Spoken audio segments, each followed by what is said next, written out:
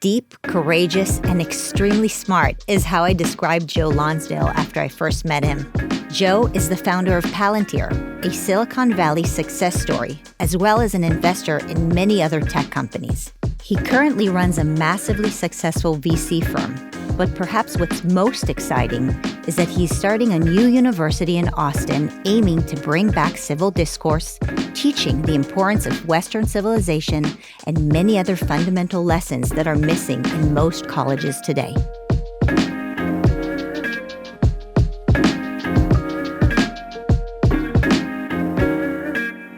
So Joe, it's so great to sit with you today.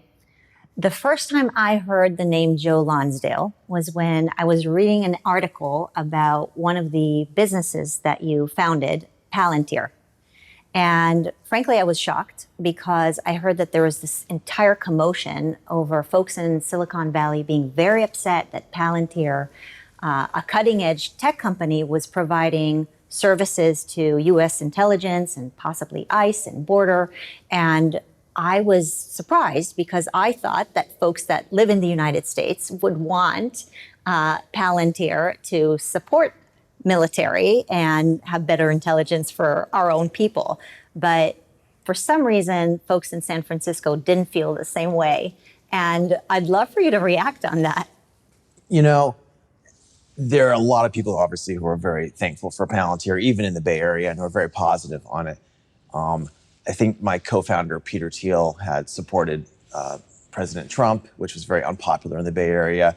And, you know, they needed something to be able to protest. And Palantir for them became a symbol of President Trump and a symbol of immigration policy because one of the 90 customers of Palantir and the federal government at the time was ICE, which is ironically, Palantir signed a contract with ICE during President Obama's time and was still working with it when Trump came up. And so people wanted an excuse to protest against Trump, and that was what they protested. You know, I'm obviously really proud that Palantir's helped catch a lot of bad guys, save the government billions of dollars. I think it's a very mission-driven company with thousands of people working hard on these important problems, as you said. It's kind of funny now that you have the Ukraine situation and Russia and everything else. All these people are like, oh, I want to work in defense. I want to help. And I'm like, well, you can't just do it at the last minute. You actually have to be building these things the whole time if you want to secure the country. And, I'm really proud Palantir's been doing that. What does Palantir actually do? So Palantir was created after 9/11, and it is an information technology system that helps run the core kind of data and collaboration for analysts in over 40 countries. So it takes in data from thousands of different sources. It works with thousands of different databases that are set up in all sorts of intelligence agencies all over the world.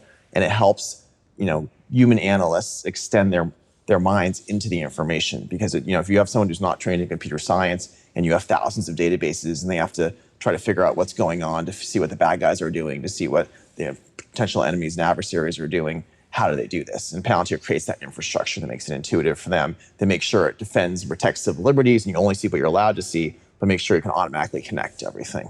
I mean, that's amazing. And it's also one of those perfect examples of how the free market can produce great technology that could be helpful in defense, where, it's very possible that the government can't come up with those great technologies on their own. Well, we saw after 9/11, the government was wasting tens of billions of dollars on stuff that was 20, 30 years behind. And really, Silicon Valley had gotten so far ahead that we realized it was our duty to get together some of the best and brightest from Silicon Valley and apply that technology. And the data problems we had to solve were really difficult. And it turns out, today Palantir makes about half its money in the commercial world, in the Fortune 500 world, because we solved these problems you could also apply to some other problems in the real world. And so the folks in Silicon Valley were basically upset because it happened to be that the contract was signed when Donald Trump was in office. I mean, it's funny because I had a conversation with a friend of mine a few weeks ago who really doesn't like Donald Trump, and she loves hamburgers. And so I said to her, do you know that Donald Trump loves hamburgers? Maybe he won't be eating hamburgers anymore. Yeah, I mean, it does feel like that silly. There's some bad logic. Palantir was already very successful well before Donald Trump came into office, where the company's now 19 years old. People, in the Silicon Valley, there's about 5 or 10% of the people who are on the pretty extreme left, and they're really loud and they really like to attack people. And so it's, Silicon Valley as a whole doesn't dislike Palantir, but there's this extreme minority that's very loud that kind of dominates the culture there. And because it was tied to Peter Thiel, because it was tied frankly, it's a pro-U.S. allies country. It's a patriotic company. A lot of these people do not like patriotism, right? The American flag offends them, is the way it works. So they didn't appreciate it as much. But overall, I think it is appreciated. I mean, you talk about this extreme left that just is becoming more and more powerful in so many other areas. I mean, Palantir, I feel like the extreme left has become more and more powerful in places like New York, California, in education, in media. And so they're no longer this like extreme fringe, uninfluential people. They're very, very loud, and they seem to have so much influence because people are afraid of them. Leaders have no courage, and they're afraid of them. That really is what really gets me. I think the moderate left is terrified of being called out by the extreme left, and so they kind of kowtow to them and go along with them. And I think, frankly, you see that in the moderate right sometimes, where there's certain things we give into on the far right as well. I think the left's a bigger problem just because they tend to have conquered our important institutions. And so, the media institutions, the universities, a lot of government bureaucracies, have been taken over by some of these groups. And that's really scary. Yeah, it is. So you're a man of action. You could just sit back and relax. But the first thing I think you've done is leave California, right? I mean, recently you left California, you moved to Austin, and you didn't leave quietly. You left with a message, right? And so you clearly wanted people to think about what is happening in places like California. So tell me a little bit about how did you come to that conclusion that you need to leave? It's something we've been talking about for a long time. I really like the way that America is structured with laboratories of democracy, right? There's 50 states, and the whole point is you try different ideas in different states, and you say, here's what works, here's what doesn't work. And a lot of what California's tried over the last 20 years has been disastrous. It's created, really difficult living standards for anyone who's not extremely wealthy. When we hire staff in the Bay Area, people would have to commute an hour and a half to come work with us, which is really disrespectful to their lives. And, if you try to build new things in the Bay Area, it's nearly impossible. You have the government's really powerful, and it's been captured by special interests. So, 40% of the land in the Bay Area is preserved as just for cattle. And yet you have people, driving by empty fields where they're not allowed to build houses. And, frankly, it's just been very difficult in California to get anything done. They have a very, very powerful 2/3 majority of the left in the legislature there. And the way it works is everyone who works for the government, and there's over, I think over 5% of people, over 2 million people work for the government there. They have to give dues to the far left. So you get this like infinite wall of money kind of supporting the far left to control California. And you've seen so many mistakes that they make when they're in charge. You've obviously seen it, keeping kids from going to school with COVID. You've just seen all sorts of special interests running and ruining the place, making it tough to build businesses.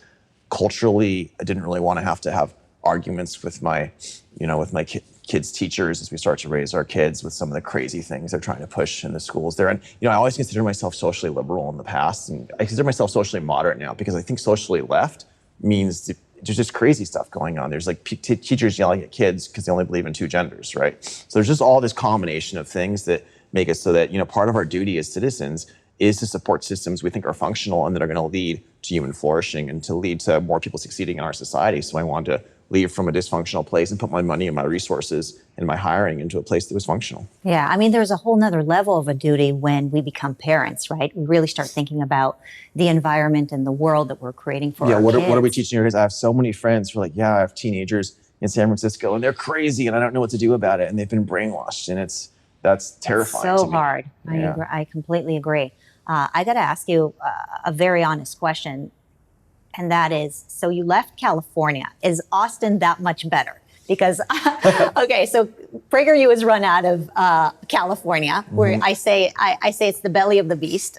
We do need to fight where some of the problems emanate from. Yes. And I do believe that Hollywood is very much so, where much of this like woke culture starts. And so we're there, and my staff is constantly telling me we got to leave. Our viewership is constantly writing in emails saying, why are you guys still there? And so here you are. Is it better?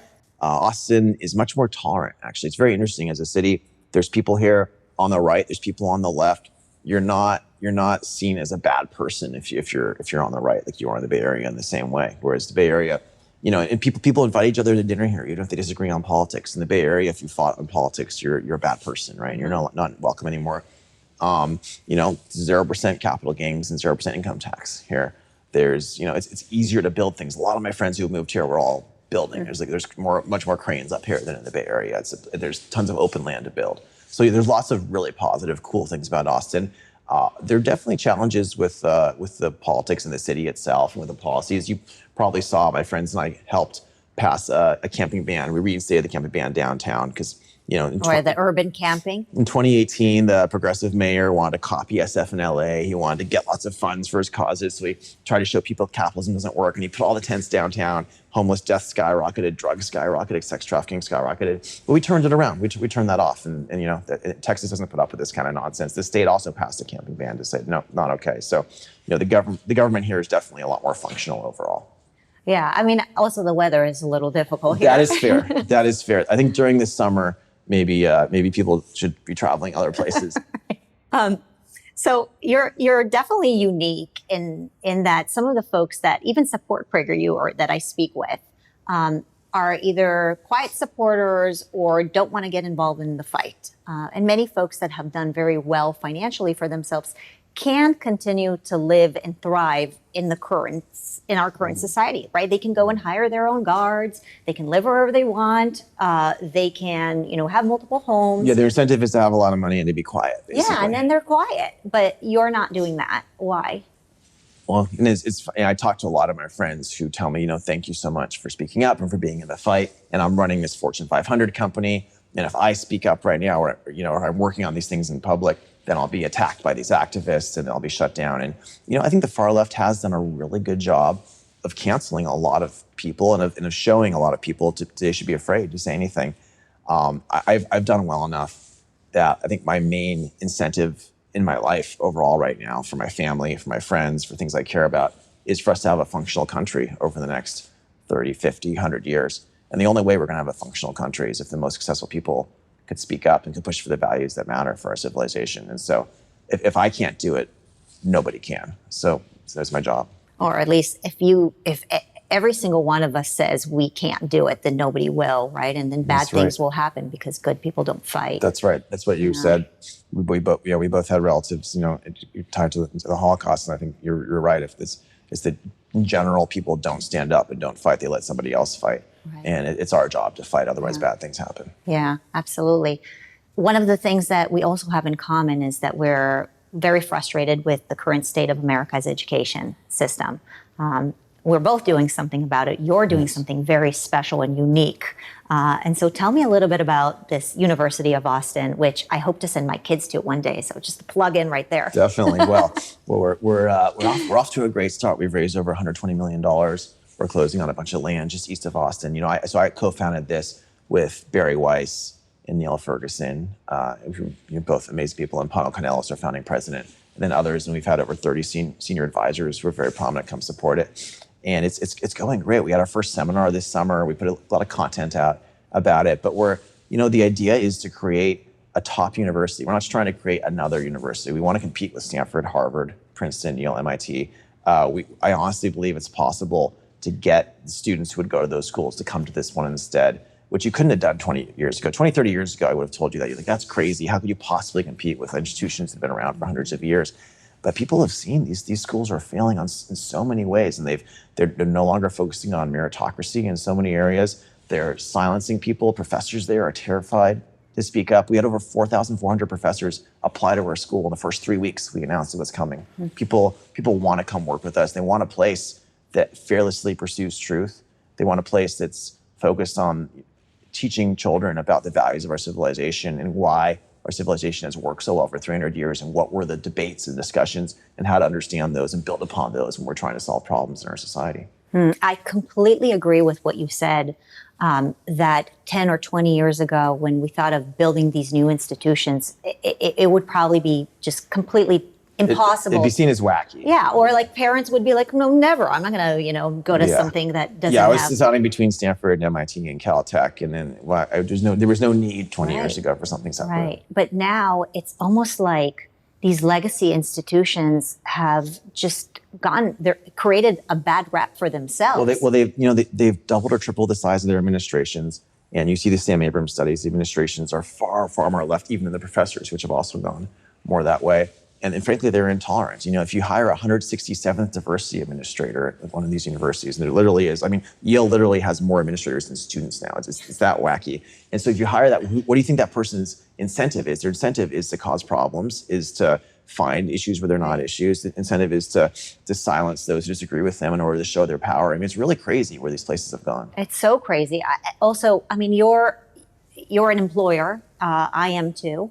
And one of the things that I'm seeing is that the universities are not actually producing what we're hoping that they're going to produce. Well, they're teaching children to be afraid of microaggressions. Right. I have an obnoxious tweet I just put out. I said, spare the microaggressions, spoil the child, which, basically, I actually think you should make kids all have to experience lots of microaggressions because you need to be stronger and you need to deal with it. Good for them. Sticks and stones will break my bones, but words will never hurt me. This is what we should be teaching. And they're teaching the opposite. We're encouraging fragility. We're encouraging mental health issues. Yeah. We're encouraging them to be silent in the face of any kind of things they disagree with because you're taught not to speak up or it just causes problems for you.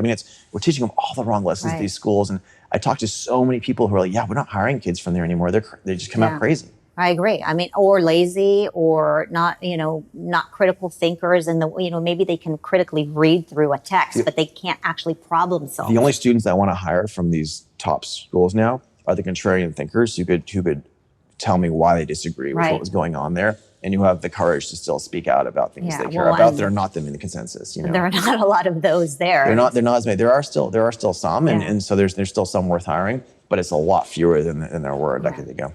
The extremists, the left extremists, have created a new market for us. It's the same thing with PragerU. Never in my mind would I've thought 10 years ago that I'd be able to launch an entire PragerU Kids channel where we'd have millions of parents tuning into, simple animations that we make. But because the left has gone so bad and they've ruined legacy institutions that we've known, now we have an opportunity to build new. Yeah, we definitely need more choices in K-12, and I think it's awesome you guys are doing that. So how is this university going to be able to be above politics in an environment that is full of tribalism? My experience has been that whenever we put something out that is not left-wing, then automatically the extreme far left will call it right-wing. Well, the extreme far left is going to attack for sure. Let's be clear on that. I think it's really important to engage with people on both political sides, to engage with ideas on both political sides. If you just hire people on the right, and Hillsdale's a fine university, but we're not trying to beat Hillsdale. You have to hire people with different views. You have to have debates. At our seminar, for example, we had, we want to have difficult conversations. We had what are called forbidden courses. And what are some of the forbidden things to talk about right now? The trans issues, for example, are forbidden. So what we did is we actually included a trans activist who we thought was a very reasonable, smart person with their point of view. And we included a radical feminist who's on the moderate left, but who thinks that some of the trans stuff is being discussed about in kind of crazy ways, as we probably do.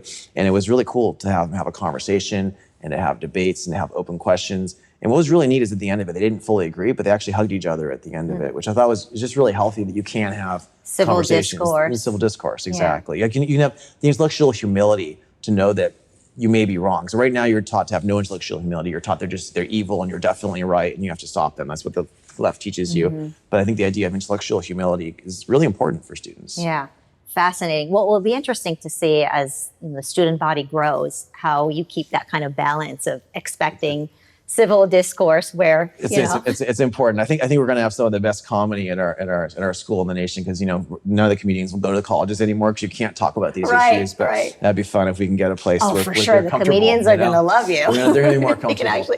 Our first undergraduate class, full undergraduate class, is expected in 2024. So we're rushing towards it. It's going well. Oh, that's great. Well, hopefully by the time your kids are older, would you send them there or would you send them to Stanford?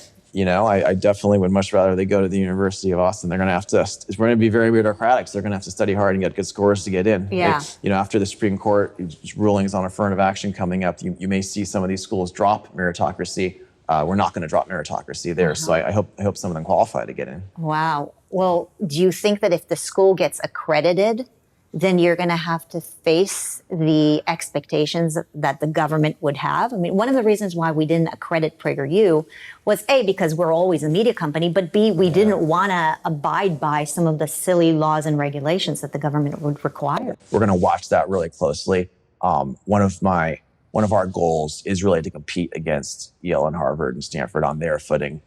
They really hate this because they see they have this kind of reputation for being like a real top school and a real university, and they're always going to want to tell us that we're not real. I think it's possible to actually be fully real, fully accredited, and compete on their terms and beat them. But you're right, we got to be careful with what the rules are and make sure you never want to use regulation as an excuse for doing something wrong. And so we're going to have a really strong board that figures out how to thread that needle and push back. And I think we could do it. Yeah. I mean, I would say that as a parent and as an employer, I don't really care whether you're accredited or not. If you actually can create a student body that performs better, that is top notch, that is, critically thinking and problem solving and hardworking.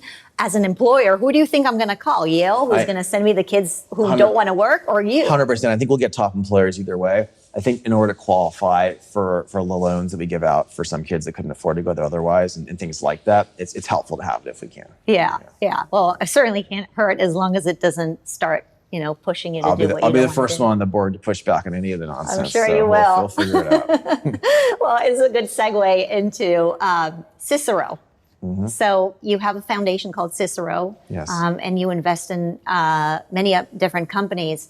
But why Cicero? Why did you choose Cicero as the name of a foundation? So, yeah, sure. So the Cicero Institute, it's like both a C3 and a C4. So we actually create policy and we get policy passed in different states. And so Cicero, of course, was a great Roman statesman, and naming it after him is a call both to our classical traditions and classical values, which still really matter. I think there's a lot of wisdom in our society from the past you have to look to when making policy today, respecting why are things the way they are. And he was also somebody who represented very thoughtful, courageous statesman. He came from a class of commercial interests in the sense that he appreciated business. He was a really great orator who kind of represents just like a responsible statesman who's willing to die for the right thing if necessary.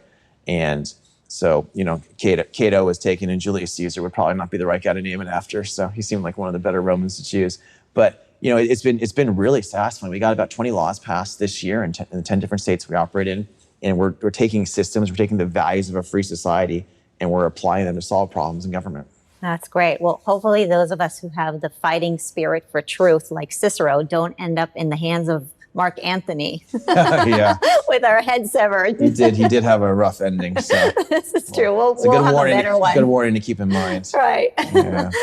Tell me about your other investments. So aside from the non-for-profit world, you're still very much in the thick of it and the making businesses and building them, right? Yeah, I think the frameworks we're using are actually quite similar for both. You look at the world and say, here's where it is now, and here's where it could be, if we applied the right answers. And in some cases, that could be a nonprofit. That could be the system needs better incentives in order to get innovation to fix this area, whether it's how vocational schools work or how prisons work or all sorts of things. And in some cases, there's technology gaps. And so that's my original background is we create companies based on needs in the market, based on gaps that we see that are available. And so obviously Palantir, which we talked about, was created based on the fact that we saw a giant gap between how our defense industrial complex was working and how it could have worked with better technology to get the bad guys to save money, to help out our allies in our country. Similarly, there's lots of other missions that really matter from an entrepreneurial perspective. So after the financial crisis, we built a company called Adipar, which I still chair, which is the leading wealth management technology in the country, and helps solve and fix a lot of things in finance. A lot of the family offices and groups use it. More recently, when a lot of people at Google and others stopped going into defense, and a lot of us were worried about this, we created some companies there. We started something called Epirus, it's really cool. Epirus was the name of the bow of Theseus, so it's another call out to the classics. And it's actually the best electromagnetic pulse company in the world. So it's actually, you heat gallium nitride with the right way with AI, and you could fire a microwave pulse, and you could turn off electronics miles away. So U.S. and Israel are both really advanced in things like this right now, and that's it's doing really important work. We're not allowed to give it to Ukraine right now yet, but if we could, you could fly a little drone over those convoys you see. Wow. We could turn off all the cars, trucks, and tanks by firing the chips in them with one drone, which would be fun. So that's a fun company.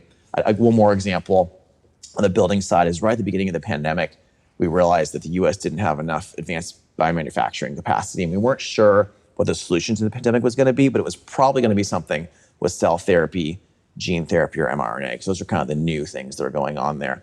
And we created a company called Resilience Bio, purely with private money, didn't involve the government at all. We raised $800 million. We bought 5 plants right at the beginning of 2020.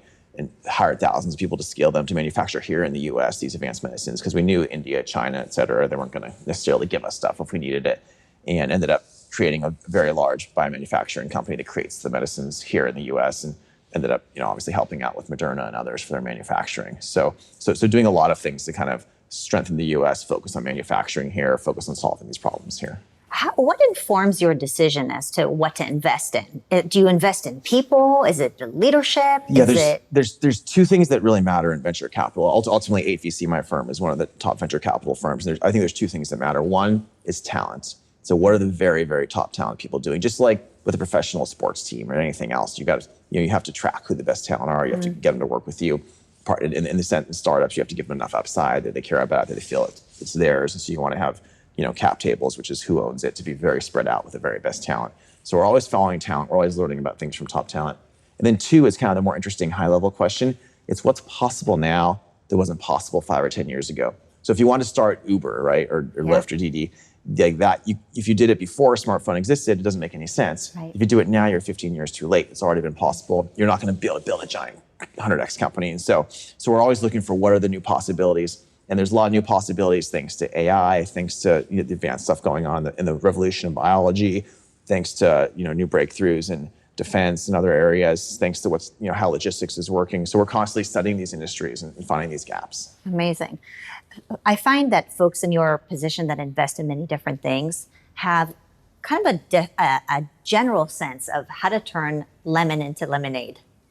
And so given this economic downturn that we're looking at, given the woke industrial complex, given the erosion of America's education system, I mean, all of these things that all of us are just like so anxious about. How do we look at something positive? I know that you call your show The Optimist, right? Yeah, the American Optimist. The American Optimist. Is our show. And so let's end with something that those of us who are listening to you can be optimistic about. How do we, what can we look forward to? Well, as an entrepreneur, whenever you have these problems, you have big gaps to get created. And, the amazing thing about America is there's so much talent here. There's still so much talent that wants to come here versus everywhere else in the world. And so we have a huge advantage in our innovation economy. This racist country, everybody wants to come here. It's amazing, right? By revealed preference, we are the most amazing country in the world. And by revealed preference, more people are going to Texas and Florida, by the way, than anywhere else. So, where all the racists live. For whatever reason, the whole world wants to be there. But it's every single problem we're facing as a society, there's good answers that involve the values of a free society, that involve innovation. And that's what we're working on with venture capital, with policy at Cicero. And I'm convinced that as long as we keep working together and harnessing and teaching our children these values, we're going to be able to confront every problem we see. I look forward to continuing to watch your work. And God willing, Austin University is going to grow and flourish. And all of us will be able to compete over sending our kids there on our own merit. Thank you. Thanks for sitting down with me.